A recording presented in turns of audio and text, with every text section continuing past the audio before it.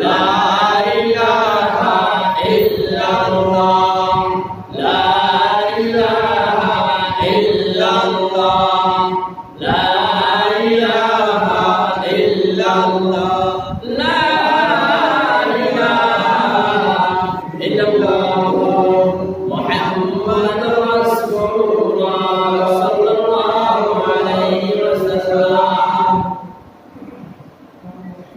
আলহামদুলিল্লাহ, মহান আল্লাহ তাআলার দরবারে লাখ কোটি শুকর, যিনি আমাদেরকে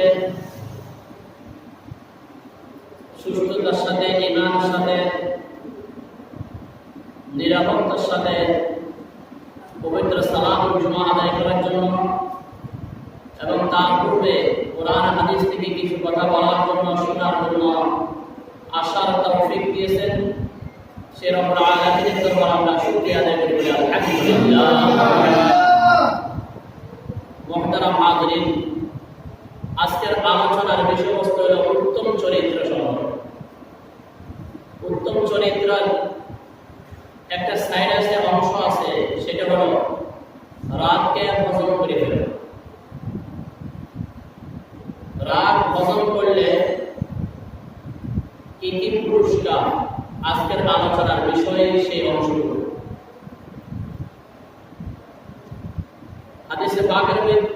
হাদিসে পাকে এবং কোরআনে কারীমে বিভিন্ন আয়াত এবং অসংখ্য হাদিসের ভিতরে এই বিষয় নিয়ে আল্লাহ তাআলা যেভাবে কোরআনে বলেছেন, তেমনি ভাবে রাসূল করিম সাল্লাল্লাহু আলাইহি ওয়াসাল্লাম হাদিসে বহু জায়গায়, বহু হাদিসে রাগ দমন করার ব্যাপারে বর্ণনা দিয়েছিলেন।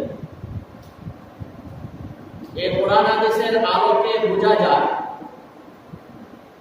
মানুষ বলতে রাগ থাকবেই। এজন্য একজন আল্লাহর ওলি বলেছিলেন, যার রাগ নাই সে হলো গাধা। কারণ গাধার রাগ নাই। আর যে রাগ দমন করতে পারে না, সে হলো সমাজের ভিতরে নিকৃষ্ট। আজকের আলোচনাটা সর্বপ্রথম আমি আল্লাহর কাছে প্রার্থনা করি, আল্লাহ যেন এই আলোচনার উপর আমাকে বাকি জীবনে আমল করার তৌফিক দান করেন, আমিন। এবং আপনারা যারা শ্রোতা বৃন্দ আছেন এবং পর্দার আলে যে মা বোনরা আছেন, আল্লাহ যেন সকলকে আজকের এই আলোচনার উপর আমল করার তৌফিক দান করেন, আমিন। অতীতে যে ভুল করেছি, আল্লাহ যেন সেই ভুলের জন্য আমাদের সকলের জন্য ক্ষমার ঘোষণা করে দেন, সকলে বলে আমিন। রাসূল করিম সাল্লাল্লাহু আলাইহি ওয়াসাল্লামকে আল্লাহ তাআলা নম্র ব্যবহার করার জন্য, নম্রতা অবলম্বন করার জন্য কোরআনে নির্দেশ দিয়েছেন, ওয়াকফিদ জানাহাকা লিল মুমিনিন। ওয়াকফিদ, ও হাবিব, নত হয়ে যান, আপনার বাজুকে নিচে নামাই দেন, লিল মুমিনিন, ঈমানদারদের জন্য। অর্থাৎ আপনি ঈমানদারদের সাথে নম্র ব্যবহার করুন। যেখানে নবীজিকে হুকুম দেওয়া হয়েছে, সেখানে আমাদের জন্য তো এটা একেবারে প্রয়োজ্য। কারণ নবীর আদর্শে আদর্শবান যে হবে, তার নাম হলো উম্মত। নবীর আদর্শের বাইরে যে যাবে, সে উম্মত হইতে পারে না। প্রকৃত আশিক, প্রকৃত প্রেমিক ওই ব্যক্তি যে যাকে ভালোবাসে, তার আদর্শ অনুযায়ী যে চলে, তাকেই বলা হবে প্রেমিক। আর যে প্রেমিক বলে দাবি করে, আশিক বলে দাবি করে, কিন্তু মাসুক, যাকে ভালোবাসছে তার আদর্শ অনুযায়ী চলে না, এই দাবিতে সে মিথ্যা। কি বলেন ঠিক কিনা? সুতরাং নবীজিকে আল্লাহ তাআলা হুকুম দিয়েছেন, নবীজির সেই আদর্শ আমরা যাতে বাকি হায়াত অবলম্বন করতে পারি, সে তৌফিক আল্লাহ দান করেন, আমিন। এবার আসেন, আল্লাহ তাআলা অন্য জায়গাতে কারা আল্লাহর বান্দা? আমরা তো নিজেদেরকে আল্লাহর বান্দা দাবি করি। যে নামাজ পড়ে না, সেও বলে আমি আল্লাহর বান্দা। যে চোরও বলে আমি আল্লাহর বান্দা। সন্ত্রাস, সে বলে আমি আল্লাহর বান্দা। হত্যাকাণ্ড ঘটায় যে, সেও বলে আমি আল্লাহর বান্দা। কি বলেন ঠিক না? যে লুচ্ছামির দিকে সেরা, সেও বলে আমি আল্লাহর বান্দা। আমরা হাজারো বার দাবি করতে পারি আমি আল্লাহর বান্দা, কিন্তু মহান আল্লাহ যতক্ষণ পর্যন্ত বান্দা বলে তার অফিসে না লিখবেন, তার ফাইলে না লিখবেন, ততক্ষণ পর্যন্ত এই দাবিতে কিছুই আসা যায় না, কোনো লাভ নাই। কোরআনে কারীমের এক জায়গায় কারা আল্লাহর বান্দা, কাদেরকে আল্লাহর বান্দা বলে ডাক দেন, এই ধরনের অনেকগুলা গুণ সেখানে আল্লাহ তাআলা বর্ণনা করেছেন। তার মধ্যে থেকে প্রথম গুণ সেখানে আল্লাহ তাআলা বলেন, বিসমিল্লাহির রহমানির রহিম, ওয়া ইবাদুর রাহমানিল্লাযীনা ইয়ামশুনা আলাল আরদি হাওনা, ওয়া ইবাদুর রাহমানিল্লাযীনা ইয়ামশুনা আলাল আরদি হাওনা। রহমানের বান্দা, ইবাদুর রহমান, রহমানের বান্দা, কার বান্দা? এখানে আল্লাহ বলছেন ইবাদুল্লাহ। ইবাদুল্লাহ বললে আল্লাহর বান্দা বুঝা যাইত। আল্লাহ বলেন আমি রহমান, রহমানের বান্দা হওয়ার জন্য বেশ কিছু গুণ দরকার, অনেকগুলা গুণ তোমাদেরকে অর্জন করতে হবে, নিজেদের আয়ত্তে নিয়ে আসতে হবে।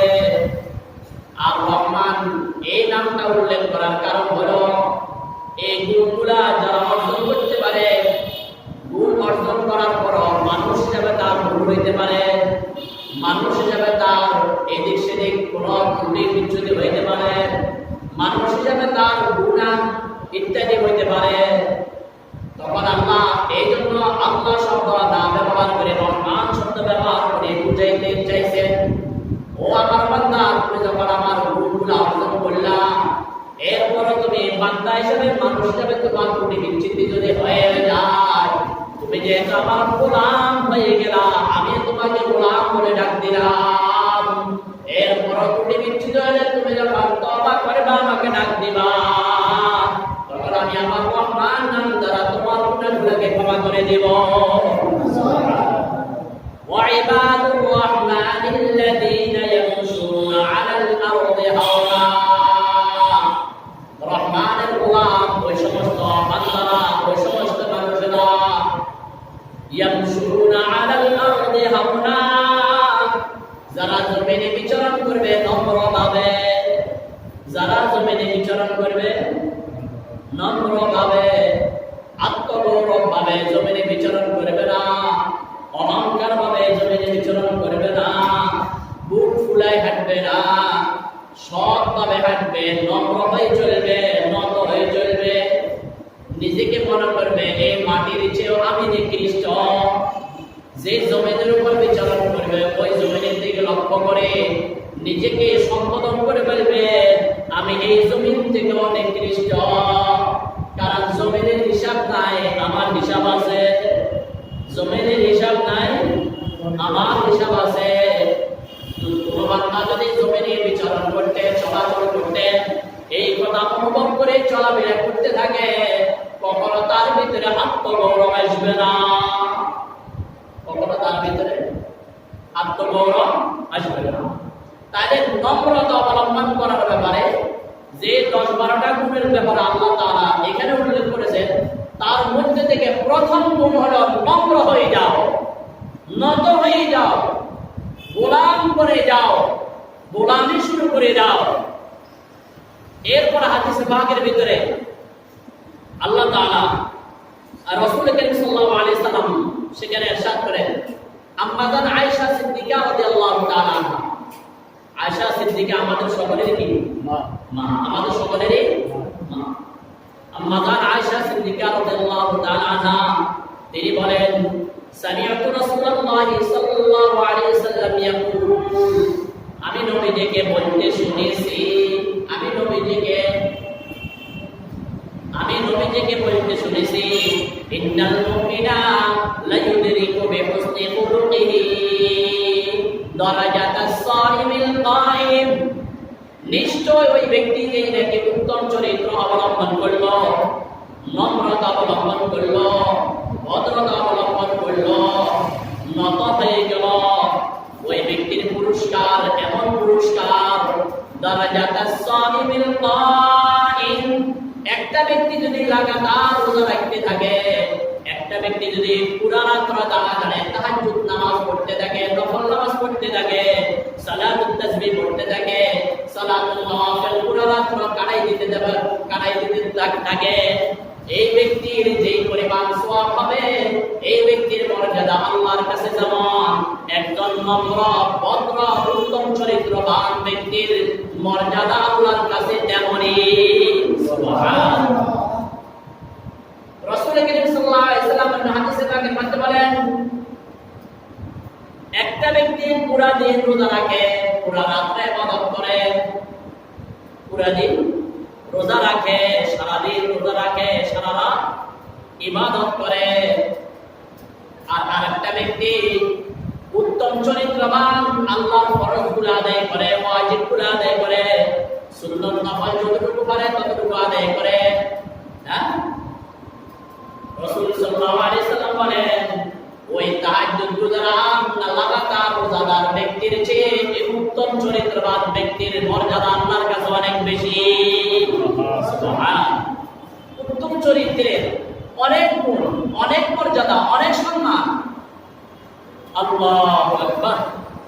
এরপর রাসূল করিম সাল্লাল্লাহু আলাইহি ওয়াসাল্লাম অন্য হাদিসে পাকের মধ্যে বলেন, আন ইবনে উমর রাদিয়াল্লাহু তাআলা আনহু, হযরত আব্দুল্লাহ ইবনে উমর রাদিয়াল্লাহু তাআলা আনহু, ওমরের ছেলে আব্দুল্লাহ, তার থেকে বর্ণনা, তিনি বলেন রাসূল করিম সাল্লাল্লাহু আলাইহি ওয়াসাল্লাম আশ্চর্য হয়ে বলেছেন, কি বলেছেন? আশ্চর্য।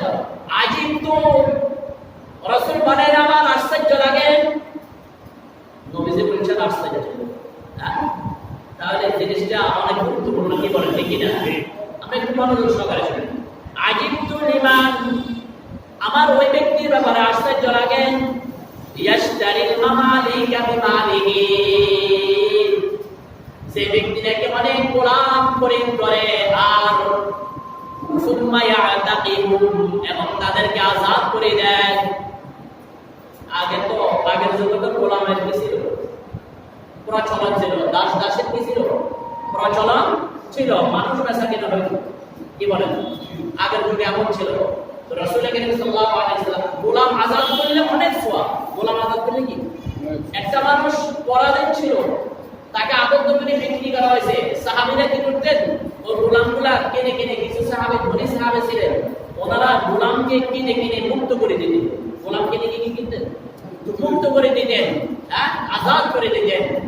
রাসূল করিম সাল্লাল্লাহু আলাইহি ওয়াসাল্লাম এই ধরনের ব্যক্তিদের ব্যাপারে বলেন, আজিবতুল লিমান, ওই ব্যক্তির ব্যাপারে আমার আশ্চর্য বোধ হয়, যে ব্যক্তি নাকি আশতারিল মামালিকা বিমালিহি, যে নিজের অর্থ সম্পদ দ্বারা গোলাম বিক্রির গোলাম ক্রয় করে, সুম্মা ইয়াতাকিহুম, অথবা ওই গোলামগুলোকে সে কি করে? মুক্ত করে দেয়। এই ব্যক্তির ব্যাপারে আমার আশ্চর্য। কাজ করছে সওয়াবের, কাজ করছে। রাসূল বলেন যে আশ্চর্য, রাসূল বলেন যে আশ্চর্য। এই ব্যক্তি এত নেক অর্জন করল, তথাপি আমি আশ্চর্য মনে করি। কেন? কাইফা লা ইয়াশতারি, কেন সে খরিদ করে না, কেন সে ক্রয় করে না? আহার আযাদ মানুষগুলোকে কেন সে খরিদ করে না? আযাদ মানুষগুলোকে, গোলামকে ক্রয় করিয়া তুমি মুক্ত করে দিলা, অথচ তোমার উচিত ছিল মুক্ত মানুষগুলোকে ক্রয় করা। মুক্ত মানুষগুলোকে, মুক্ত মানুষ কিভাবে ক্রয় করবে? এদেরও একটা প্রশ্ন, কি বলে, ঠিক না? রাসূল বলেন, মুক্ত মানুষগুলোকে ক্রয় করার একটা মাত্র পথ, বিমারুফিহি, তোমার নম্র ব্যবহারের দ্বারা তুমি মুক্ত মানুষগুলোকে গোলাম বানাইতে পারো। সুবহানাল্লাহ। কি বলেন, ঠিক না? যদি ভালো ব্যবহার করেন, সবাই আপনার গোলাম হয়ে যাবে, সবাই আপনার দিয়ে যাবে। টাকা দিয়ে গোলাম বানানো সম্ভব না, টাকা দিয়ে নেতা হওয়া সম্ভব না। ভদ্রতা আর ব্যবহার আচরণ বিধি দ্বারা আপনি মানুষকে আপনার নিকটে নিয়ে আসতে পারেন। কি বলেন, এটা টাকা দিয়ে মানা সম্ভব না, ব্যবহার দিয়ে মানা সম্ভব। সম্ভব কিনা? বাংলাদেশের এমনও এলাকা বহু আছে, কিছু কিছু এলাকা এমন আছে দল দেখি ভোট দেয় না। আছে না এরকম কিছু লোক? এরকম নেতা আছে না, যে নেতাকে কি দল করে সেটা দেখার বিষয় না, নেতার চরিত্রের কারণে দল মত নির্বিশেষে সবাই ভোট দেয়। আছে কিনা এরকম? অথচ এমন ব্যক্তি তাকে ভোট দিতেছে, নেতা এমন একটা দল করে ওই ব্যক্তি ওই দলটা পছন্দ করে না, তবুও ভোট দেয়। তবুও কি দেয়? ভোট দেয়। কেন ভোট দেয়? কারণ হলো তার চরিত্রই তাকে বাধ্য করেছে। তার দল তোমার পছন্দ হোক না হোক, কিন্তু তার চরিত্র ভালো হওয়ার কারণে তোমাকে ভোট দিতে বাধ্য। কি বলেন, হয় কিনা এরকম? এই জন্য রাসূল হাদিসে বলছেন যে তুমি গোলাম কিংবা আজাদ করবা, এর চেয়ে ফাওয়া আযম সুওয়াবান, এর চেয়ে বড় নেকির কাজ হলো উত্তম ব্যবহার দেখিয়া মানুষকে গোলাম বানিয়ে দেওয়া। উত্তম ব্যবহার দেখে মানুষকে কি বানাও? গোলাম বানাই হলো। মানুষ তোমার আনুগত্য শুরু করে দিবে, তোমাকে মানা শুরু করে দিবে। আল্লাহ আমাদেরকে আমল করার তৌফিক দান করুন। এমনিভাবে রাসূল করিম সাল্লাল্লাহু আলাইহি সাল্লাম যারা উত্তম ব্যবহার করবে তাদের ব্যাপারে রাসূল সাল্লাল্লাহু আলাইহি সাল্লাম জান্নাতের একটা জিম্মাদার হইতেছেন। হযরত আবু উমামা রাদিয়াল্লাহু তাআলা আনহু বিশিষ্ট একজন সাহাবী, তিনি বলেন রাসূল করিম সাল্লাল্লাহু আলাইহি সাল্লাম বলেছেন, আনা যাঈমুন বিবাইতিন, আমি জিম্মাদার হয়ে গেলাম। আনা যাঈমুন, আমি জিম্মাদার হয়ে গেলাম, আমি দায়িত্ব নিলাম। নবীজি বলতেছেন আমি কি নিলাম? দায়িত্ব নিলাম। কোন কোটিপতি যদি কোন গরিবের ব্যাপারে যদি বলে আমি দায়িত্ব নিলাম, গরিবের আর কোন টেনশন আছে? হ্যাঁ, একটা ফ্যামিলিতে ছোট বাচ্চা বাবা মারা গেছে, হ্যাঁ, অ্যাম্বিশন বা চেয়ারম্যান সাহেব বা এলাকার ধনাঢ্য ব্যক্তি আসে বলল এই সন্তানগুলা উপযুক্ত পর্যন্ত পুরা ভরণ পোষণের দায়িত্ব আমি নিলাম, ওই ফ্যামিলির আর টেনশন আছে? কিন্তু এই ধনী ব্যক্তি উপস্থিত করেছে, পরে ফিরিও কি বলে, বেশিরভাগ এমনই ঘটে, বেশিরভাগ এমনই ঘটে। উপস্থিত করে যা, পরবর্তীতে বাস্তবায়ন হয় না। উপস্থিত বলা দ্বারাই খুশি হয়ে যা, কি বলে ঠিক না? নবীজি এমনটি না, নবীজি এমনটি না, দায়িত্ব নিয়েছেন তো নিচে নে, এতে কোনো সন্দেহ নাই। এখন কাদের ব্যাপারে দায়িত্ব নিয়েছেন? তিন শ্রেণীর ব্যাপারে দায়িত্ব নিয়েছেন। কয় শ্রেণী? এক হলো বিবাইতিন ফি রাবদিল জান্নাহ, প্রথম শ্রেণীর পুরস্কার হলো জান্নাতের কিনারা তাকে একটা ঘর নির্মাণ করে দেওয়া হবে। সুবহানাল্লাহ। জান্নাতের এক পাশে প্রথম শ্রেণীর জন্য জান্নাতের এক পাশে একটি ঘর নির্মাণ করে দেওয়া হবে। সেই শ্রেণীকে লিমান তারাকাল কাযিবা ওয়া ইন কানা মাযিহান। আমরা অনেক সময় ঠাট্টা মশকারি করতে কি করি? মিথ্যা কথা কি বলেন? বলি না? মোবাইলে অজস্র মিথ্যা কথা বলে কিনা? হ্যাঁ, আরে এই 2 মিনিট, এই 5 মিনিট, 1 ঘন্টাও তাকে পাওয়া যায়, কি বলে, বলে কিনা? আবার গল্পের ভিতরে আমরা কি করি? অনেক সময় মিথ্যা কথা বলি। এরপরে বন্ধুদের আগে আরে তোর সাথে একটু কি করলাম, মস্কারি করলাম, একটু ফাইসালি করলাম আঞ্চলিক ভাষা। তো যাই হোক, রাসূল বলেন প্রথম ওই ব্যক্তি যে ব্যক্তি নাকি মিথ্যা ছেড়ে দিবে, মান তারাকাল কাযিব, যে ব্যক্তি কি ছেড়ে দিবে? মিথ্যা ছেড়ে দিবে। মিথ্যা ছেড়ে দিবে। ওয়া ইন কানা মাযিহান, যদি সেই মিথ্যাটা ঠাট্টা বিদ্রুপ করে বলা হোক না কেন, অর্থাৎ কোন ব্যক্তি বিদ্রুপ করে, ঠাট্টা করে, মজাক করেও মিথ্যা কথা বলে না, যে ব্যক্তি টোটাল সর্বক্ষেত্রে মিথ্যা ছেড়ে দিল, রাসূল বলেন আনা যাঈমুন বিবাইতিন ফি রাবদিল জান্নাহ, আমি ওই ব্যক্তির জিম্মাদার হয়ে গেলাম, ওই ব্যক্তির জন্য জান্নাতের কিনারা ঘর তৈরি করার জন্য আমি দায়িত্ব নিলাম। সুবহানাল্লাহ। মিথ্যা ছেড়ে দিতে হবে। মিথ্যা বলা এটা উত্তম চরিত্রের বিপরীত। উত্তম চরিত্র হলো সর্বক্ষেত্রে মিথ্যা ছেড়ে দেওয়া। এমনকি যদিও ঠাট্টা বিদ্রুপ করি হোক, তার তথাপিও মিথ্যা বলা যাবে না। আল্লাহ আমল করার তৌফিক দান করেন। আমিন। এরপরে দ্বিতীয় ব্যক্তি وببيت في وسط الجنة لمن ترك الكذا كذب। না, প্রথম শ্রেণী আমার একটা ভুলে গেছে, সেটা হলো যে ব্যক্তি ঝগড়া ছেড়ে দিবে। কি ঝগড়া? কোন প্রকারে ঝগড়া করবে না। আমরা তো কথা একটু ব্যস্ত হলে কি দিই, ঝগড়া শুরু করে দিই। সহ্য ক্ষমতা আমাদের নাই। রাসূল বলেন যে ব্যক্তি ঝগড়া ছেড়ে দিবে, বিরাআ শব্দের অর্থ হলো ঝগড়া ছেড়ে দেওয়া। যে ব্যক্তি ঝগড়া ছেড়ে দিবে, ওয়া ইন কানা মুহিক্কান, যদি সে হকের উপর আছে, যদি সে কিসের উপর আছে? আমি হকের উপর, তাই আমি লড়াই করব না। কেন?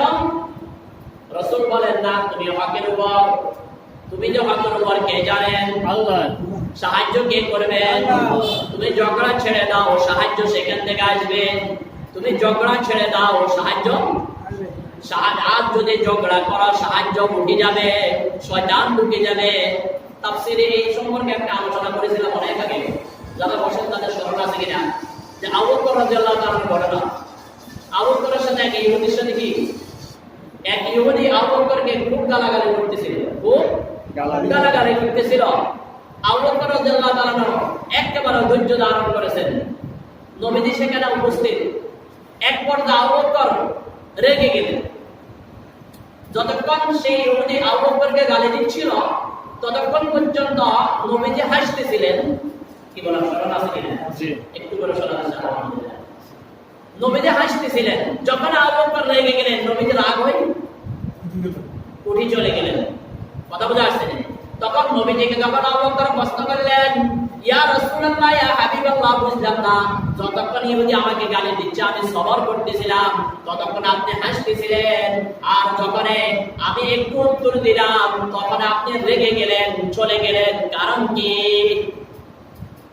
রাসূল বললেন, ও আবু বকর, কারণ হলো যতক্ষণ ইহুদি গালি দিচ্ছিল তুমি সবর করতেছিলা, ততক্ষণ পর্যন্ত তোমার পক্ষে একজন ফেরেশতা তাকে উত্তর দিচ্ছিল। সুবহানাল্লাহ।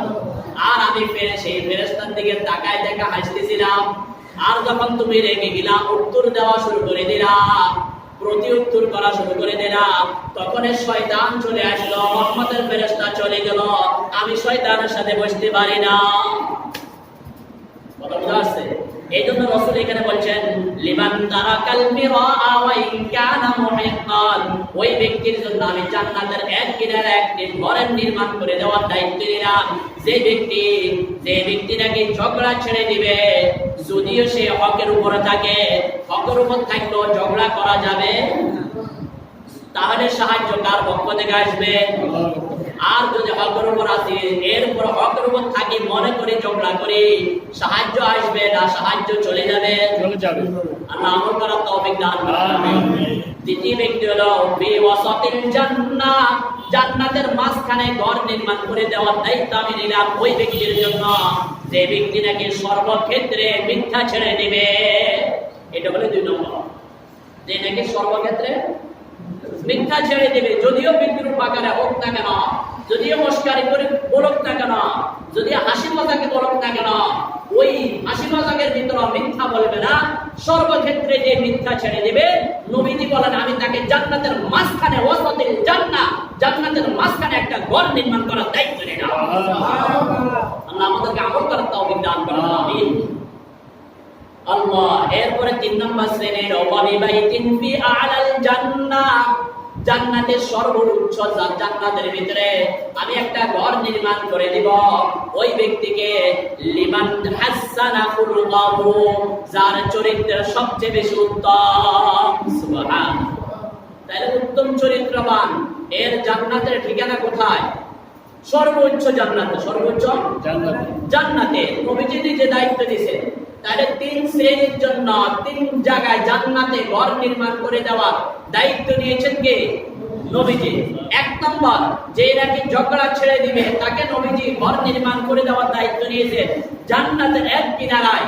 আর যে মিথ্যা ছেড়ে দিবে তাকে জান্নাতে ঘর নির্মাণ করে দিবেন জান্নাতের মাঝখানে।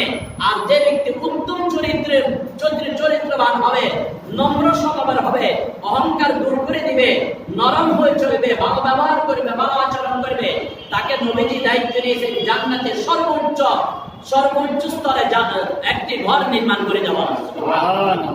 আল্লাহ আমল করার তৌফিক দান করেন আমিন।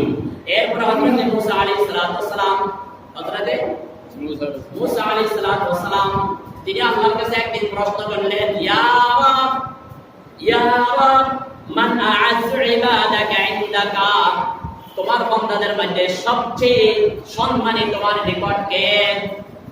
তোমার নিকট তোমার বান্দাদের ভিতরে সবচেয়ে সম্মানী বান্দা কে?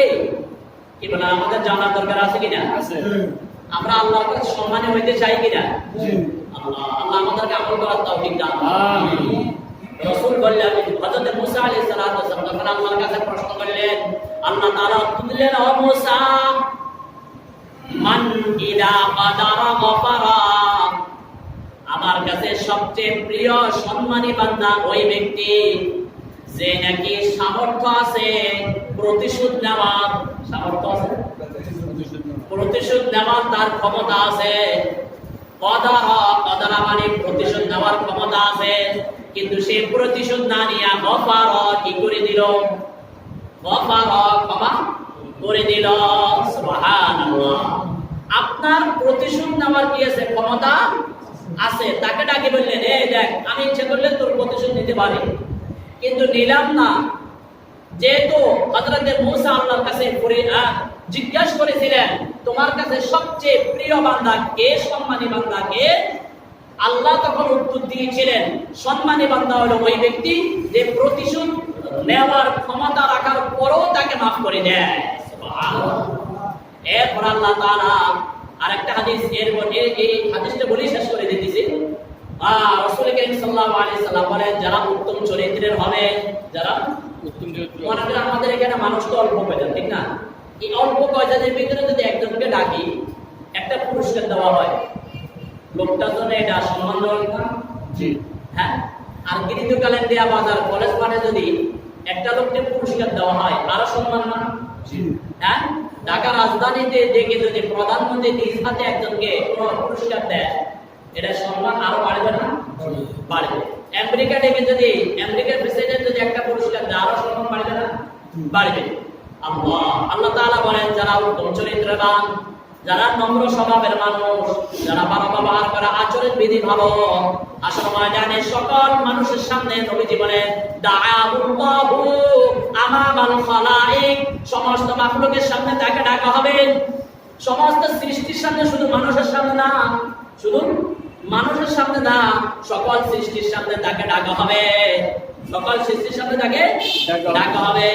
তাকে ডাকিয়া আল্লাহ তাআলা বলবেন, তুমি উত্তম চরিত্রের কারণে তুমি জান্নাতের ভিতরে যত নারী আছে, জান্নাতে যত নারী আছে, সেই নারী তোমার কাছে বেশি পছন্দ, তোমার যেটা প্রাপ্য সেটা তো তোমাকে দিব। এরপর অধিক যেটা তোমার কাছে বেশি প্রিয় নারী লাগে, ওই নারী তুমি নিয়ে যেতে পারো। সুবহানাল্লাহ। এটা পুরস্কার। এটা কি পুরস্কার?